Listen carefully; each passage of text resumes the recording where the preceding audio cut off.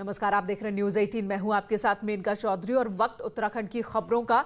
तो चलिए शुरुआत करते हैं और सबसे पहले बात करते हैं कोरोना की ही। देहरादून में कोरोना को लेकर जो अलर्ट है उस पर सरकार नजर आ रही है। देहरादून से खबर, जहां पर 413 कोविड केयर सेंटर्स, 30,000 बेड पूरे प्रदेश में तैयार हैं। एक्टिव केसेस की तुलना में 3 गुना ज्यादा व्यवस्था की गई है। कोरोना से लड़ाई की दिशा में व्यापक इंतजाम लगातार प्रदेश सरकार की ओर से किए जा रहे हैं।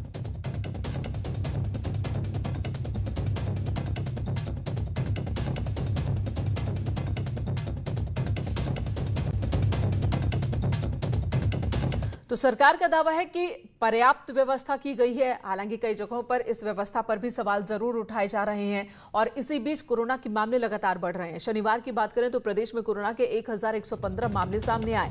उत्तराखंड में कोरोना के कुल केसेस की संख्या 30,000 के पार पहुंच चुकी है। बीते 24 घंटे में कोरोना से 14 मरीजों की जान चली गई, जिसके बाद मृतकों का आंकड़ा 400 के पार पहुंच चुका है। राज्य में कोरोना के एक्टिव केसेस की संख्या 9,700 के पार है। देहरादून में 290, हरिद्वार में 269, उधम सिंह नगर में 180 और नैनीताल में 110 नए कोरोना केस सामने आए। और कोरोना के लगातार बढ़ रहे केसेस के बाद सरकार की ओर से अब बॉर्डर चेक पोस्ट एरिया पर ही कोरोना टेस्ट की फैसिलिटी का फैसला लिया गया। रविवार होने की वजह से ये टेस्ट फैसिलिटी अभी बॉर्डर एरिया पर शुरू नहीं हो पाई। हालांकि जिला प्रशासन टेस्ट को लेकर साफ कर चुका है कि जिस भी व्यक्ति का बॉर्डर चेक पोस्ट पर कोविड-19 टेस्ट होगा उसे टेस्ट फीस खुद देनी होगी, जिसे लेकर लोगों में अब नाराजगी भी है। सभी का कहना है कि टेस्ट करवाने का फैसला सही है, लेकिन सरकार को यह टेस्ट करवाना चाहिए, न कि लोगों की जेब पर इसका असर होना चाहिए।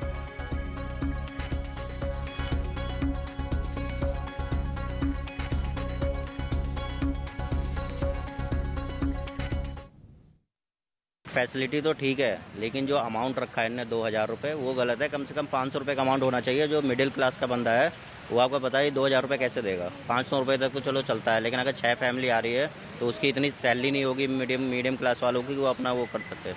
चेक करने की फैसिलिटी तो अच्छी है, लेकिन कुछ व्यक्ति ऐसे हैं जो अफोर्डेबल नहीं है, उनके लिए कुछ मदद सरकार को देनी चाहिए। जो अफोर्डेबल हैं, जो करा सकते हैं, उनके लिए करानी चाहिए। और अगर हम केसेस की बात करें तो उत्तराखंड में 6 महीने के भीतर ही कोरोना संक्रमितों का आंकड़ा 30,000 के ऊपर चला जा चुका है। अकेले इस महीने में ही 12 सितंबर तक 10,500 नए केस सामने आ चुके हैं। आम हो या खास, हर कोई संक्रमण की जद में है। मंत्री विधायक के बाद शनिवार को लोक गायिका संगीता ढोंडियाल भी कोरोना संक्रमित हो गई।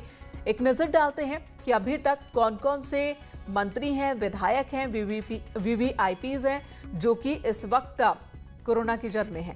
बीजेपी के 57 में से 10 विधायक ऐसे हैं जो संक्रमित हो चुके हैं। कांग्रेस के एक विधायक राजकुमार भी कोविड पॉजिटिव हो चुके हैं।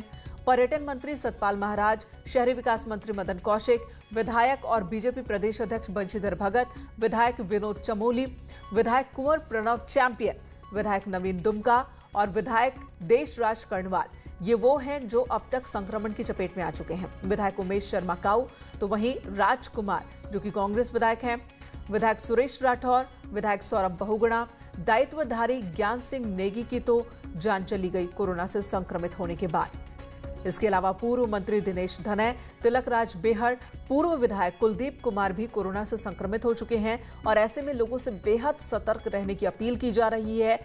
सीएम भी लगातार अपील कर रहे हैं कि जब भी कोई घर से बाहर निकले तो मास्क जरूर पहने।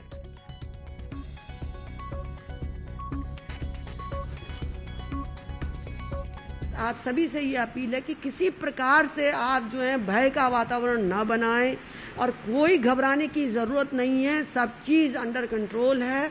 आप बस सिर्फ इन बातों का ध्यान रखें और साथ में किसी को लक्षण है तो वो ज़रूर चिकित्सक के पास जाए और उसके आगे चिकित्सक की सलाह के अनुसार ही वो कार्य करे। और बुलेटिन में अब बात करते हैं नैनीताल शहर पर मंडरा रहे बड़े खतरे की। नैनीताल शहर पर एक बड़ा खतरा, शहर में भूस्खलन का खतरा बढ़ गया है, लोगों को डराने लगा है। सड़कों में जो दरारें दिख रही हैं वो परेशान करने वाली है, दहशत पैदा करने वाली है। अवैध निर्माण की वजह से नुकसान बहुत ज्यादा हो रहा है पूरे शहर को। हाईकोर्ट और सुप्रीम कोर्ट के आदेश भी नाकाफी साबित हो रहे हैं। कंक्रीट के जंगल में शहर तब्दील हो रहा है। नतीजा ये कि बलिया नाला, चाइना पीक टिफिन टॉप पर भूस्खलन का खतरा बढ़ गया है।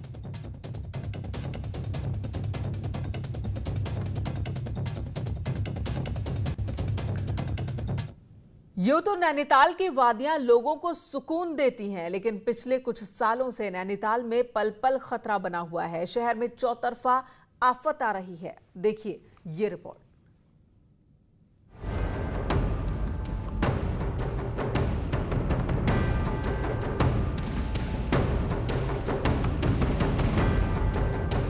नैनीताल की ये वादियां सुंदर जरूर हैं, लेकिन शहर पर उससे ज्यादा खतरा बना हुआ है। पिछले कई सालों से नैनीताल में भूस्खलन इस कदर हो रहा है कि बलिया नाले से शहर के अस्तित्व पर ही सवाल उठने लगे हैं। सिर्फ बलिया नाला ही नहीं, बल्कि शहर की सबसे ऊंची चोटी चाइना पीक और टिफिन टॉप से भी लगातार भू कटाव होने से आबादी में लोगों की चिंता भी बढ़ने लगी है। शहर की माल रोड हो या फिर राजभवन मार्ग, भवाली मार्ग या फिर कालाढूंगी हल्द्वानी मार्ग, सभी सड़कों पर दिख रही दरारें अब लोगों को डरा रही हैं। हालांकि भूवैज्ञानिक मानते हैं कि शहर से गुजरने वाले कई भूगर्भ फॉल्ट सक्रिय हो गए हैं, जो शहर के लिए खतरनाक हैं। 7 नंबर तक जब जाएंगे फॉल्ट के किनारे किनारे वो सब घर बहुत मुश्किल में हैं इस समय। और जो बोट हाउस क्लब है, बैंड हाउस है आपका, उसके बाद में डीएसबी कॉलेज है, आपने देखा होगा डीएसबी और मस्जिद के बीच में भी रोड टूट रही है और लगातार टूटती है, हर बरसात में टूटती है वो भी। ये सब चीजें उसी फॉल्ट जोन की वजह से हैं जो रीएक्टिवेट हो रहा है। शहर में अवैध निर्माण के कारण लगातार दबाव बन रहा है, जिसके चलते चारों तरफ से नैनीताल पर खतरा बना हुआ है। तो नैनीताल का बड़ा बाजार पर भी खतरा मंडरा रहा है। साल 1880 में शहर के भूस्खलन में 151 लोगों की मौत हो गई, तो शहर को बचाने के लिए अंग्रेजों ने 62 नालों का निर्माण भी कराया। इतने संवेदनशील स्थान होने के बाद और 10 साल पहले खत्म हुई भार वहन करने की क्षमता के बाद भी लगातार अवैध निर्माण शहर में हो रहा है। हालांकि सुप्रीम कोर्ट से लेकर हाई कोर्ट और एनजीटी ने भी शहर को बचाने के लिए कई निर्देश जारी किए, लेकिन वो भी सिफर साबित हो रहे हैं। माननीय उच्च न्यायालय हो चाहे एनजीटी हो, वहाँ ये इस तरह के सारे तथ्य पेश किए गए हैं। उन्होंने अपने विभिन्न ऑर्डर्स में उचित निर्देश दिए हैं, लेकिन प्रशासन क्या उन ऑर्डर्स को समझ पाया है? उसने उन ऑर्डर्स को यहाँ की गंभीर स्थिति के हिसाब से लागू करने की कोशिश करी है? यह है प्रश्न। दरअसल कंक्रीट के जंगल में तब्दील हो रहे शहर नैनीताल में मकान बनाने के लिए नियम कठोर जरूर हैं, लेकिन अवैध निर्माण करने वालों के हौसले भी बढ़े हुए हैं। वही अधिकारी धरातल के बजाय सिर्फ कार्रवाई की बात कर रहे हैं। प्राधिकरण के अधिकारी, अभियंता, उनकी टीम, उन सबको कठोर निर्देश दिए गए हैं कि उसमें वॉच रखें और जहाँ जहाँ इस तरह की समस्याएं आती हैं, संज्ञान में आते हैं, उन पर रोकथाम की कार्रवाई करें। और ऐसा तो नहीं है कि रोकथाम नहीं हो रहा है, किया जा रहा है, लेकिन हाँ उनको और ज़्यादा तेज़ी से बढ़ाने के निर्देश उनको दिए जाए। बहरहाल जिस कदर शहर कंक्रीट के जंगल में तब्दील हो रहा है, उससे बड़ा संकट तो शहर पर है, लेकिन अब भी अगर नहीं जागे तो तय है कि भविष्य के परिणाम खतरनाक हो सकते हैं। न्यूज़ 18 के लिए वीरेंद्र बिष्ट की रिपोर्ट। और अब आपको नैनीताल के मशहूर बैंड स्टैंड की तस्वीर दिखाते हैं, किस तरह से ये भी खतरे की जद में है। ग्राउंड रिपोर्ट देखिए हमारे सहयोगी वीरेंद्र बिष्ट की।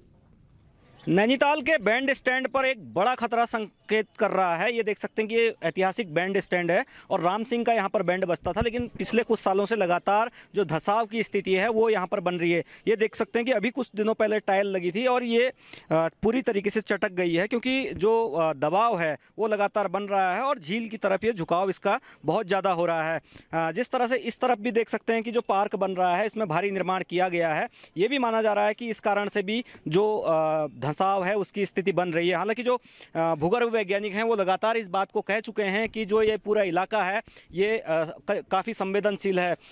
हालांकि जो ये पूरा इलाका है यहाँ पर पर्यटकों की आवाजाही काफ़ी ज़्यादा रहती है और जो पर्यटन सीजन होता है तो हज़ारों की संख्या में यहाँ पर लोग आते हैं। कोई बड़ा खतरा ना हो इसके लिए प्रशासन को तुरंत कार्रवाई करनी चाहिए, ताकि अगर भविष्य में कोई खतरा बनता है उसको रोका जा सके। वीरेंद्र बिष्ट, न्यूज़ 18, नैनीताल। और नैनीताल के इस हालात को दिखाने के पीछे हमारा उद्देश्य यही है कि शासन और प्रशासन गंभीरता से इस खतरे को समझे और इस खतरे से निपटने के उपाय की दिशा में काम करे। इधर कड़ी सुरक्षा व्यवस्था के बीच आज नीट एग्जाम्स करवाए जा रहे हैं। कोविड-19 के दौर में एग्जाम को लेकर खूब विवाद हुआ, जिस वजह से एग्जाम्स में कोरोना का खतरा ना हो इसका खास ख्याल रखा जा रहा है। एग्जाम देने आए स्टूडेंट्स टेंशन के बीच इन बातों को लेकर खुश दिखे कि किस तरह का इंतजाम किया गया है। तमाम विवादों के बाद आखिरकार नीट के एग्जाम्स होने जा रहे हैं और सुरक्षा व्यवस्था के बीच में ये एग्जाम्स करवाना एक सबसे बड़ा चैलेंज। स्टूडेंट्स आना शुरू हो गए हैं, ऑफलाइन एग्जाम्स हो रहे हैं। सेंटर्स में चाक चौबंद व्यवस्था यहाँ पर की जा रही है। 3 लेयर्स यहाँ पर बनाई गई हैं और जो भी कैंडिडेट्स यहाँ पर आ रहे हैं एग्जाम देने के लिए उनको मास्क और सैनिटाइजर्स की सुविधा भी यहाँ पर सेंटर्स में ही प्रोवाइड करवाई जा रही है। इस एग्जाम्स को लेकर काफ़ी विवाद रहे हैं। कई बार स्टूडेंट्स जो है वो इस पक्ष में रहे कि एग्जाम्स होने चाहिए, कुछ स्टूडेंट इस पक्ष में भी थे कि एग्जाम्स नहीं होने चाहिए, लेकिन फाइनली ये डिसाइड हुआ है कि एग्जाम्स यहाँ पर करवाए जा रहे हैं। किस तरीके से देखते हो? टेंशन है क्योंकि इतना विवाद हुआ नीट एग्जाम्स को लेकर और आज फाइनली हो रहा है। जी मैम, टेंशन तो रहती है थोड़ी बहुत। इतना जो क्रैशेस चल रहे थे सोच में, अपोजिशन में, पर फिर भी हमें बहुत टाइम हो गया है मेहनत करते हुए, लेकिन अब ये टाइम है कि हमें आज पूरी अपनी पोटेंशियल के साथ अपनी पूरी जितना भी हमने 1 साल 1.5 साल जितना भी हमने स्ट्रगल किया, आज का दिन है, हम अपनी पूरी मेहनत लगा दें आज एग्जाम में। चलिए, बेस्ट विशेस। आप बताइए प्रिपरेशंस किस तरह की हैं, क्योंकि कोविड का समय था, इतना विवाद चल रहा था, समझ नहीं आ रहा था होंगे एग्जाम्स नहीं होंगे, लेकिन फाइनली हो रहे हैं। प्रिपरेशंस तो पहले हो चुकी थी जब एग्ज़ाम मई में होने वाला था। अब तो बस रिवाइज और पेपर देना है बस आज पूरे कॉन्फिडेंस के साथ। बहुत पहले बुला लिया गया आपको सेंटर्स में।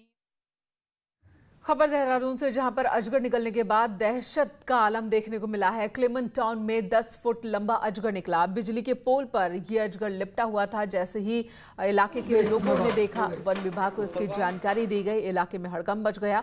यहां तक कि अजगर को देखने के लिए यहां पर बड़ी संख्या में लोग भी जुट गए। फिर वन विभाग की टीम आई और इस अजगर को पोल से नीचे उतारा गया और इसका रेस्क्यू वन विभाग की टीम ने किया।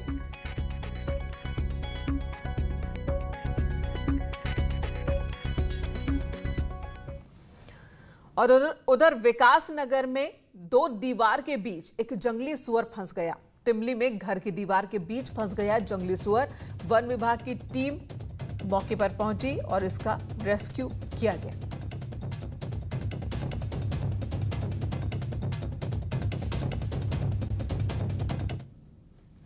इधर चीन सीमा से जुड़े उत्तराखंड के उत्तरकाशी, चमोली और पिथौरागढ़ में एयरफोर्स अब एयर डिफेंस रडार लगाना चाहती है ताकि ड्रैगन की गतिविधियों पर नजर रखी जा सके। उत्तरकाशी में चीन से जुड़ने वाली 122 किलोमीटर की सीमा को वैसे तो जानकार सुरक्षित मानते हैं।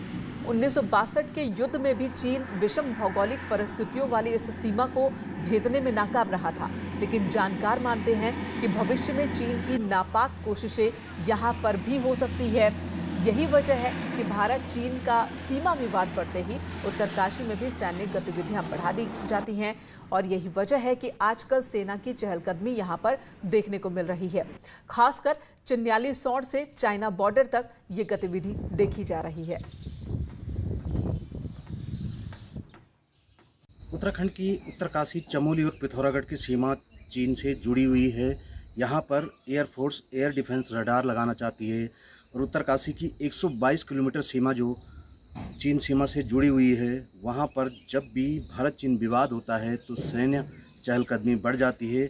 अब भी वहाँ पे सैन्य गतिविधियाँ बढ़ी हुई है, जिसको लेकर वहाँ पे सेना तैनात है और लगातार उत्तरकाशी की जो सीमाएँ हैं उनकी चौकसी पर सीमा लगी हुई है। जगमोहन सिंह चौहान, न्यूज़ 18, उत्तरकाशी। वहीं चमोली के बाडाहोती में जहां पहले से ही सेना और अर्धसैनिक बलों की तैनाती है, वहां अब वायुवीर भी आकाश में तैनात होंगे और गगन से, आकाश से यहां पर निगरानी करेंगे। उत्तराखंड के दौरे पर पहुंचे वायुसेना के सेंट्रल कमांड के एयर मार्शल राजेश कुमार ने चमोली का दौरा किया। चमोली, उत्तरकाशी और पिथौरागढ़ में एयर डिफेंस सिस्टम को लेकर सीएम त्रिवेंद्र सिंह रावत से उन्होंने मुलाकात की। चमोली में चीन सीमा पर इन दिनों हलचल देखने को मिल रहा है। असल में चीन के साथ टेंशन के बीच ये तमाम कवायदे हैं, क्योंकि चालाक चीन कभी भी बॉर्डर पर मुश्किल खड़ी कर सकता है और इसी को देखते हुए उत्तराखंड में भी अलर्ट है।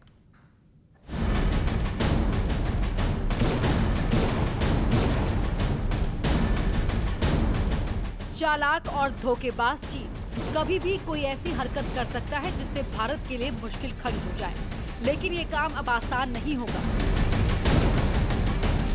क्योंकि बॉर्डर पर चीन की हर हरकत पर सेना ने नजर और पैनी कर रखी है। चमोली, उत्तरकाशी, पिथौरागढ़ में सड़कों का जाल बिछाया जा रहा है। वहीं बॉर्डर के 3 जिलों में अब एयरफोर्स भी खुद को मजबूत करना चाहती है।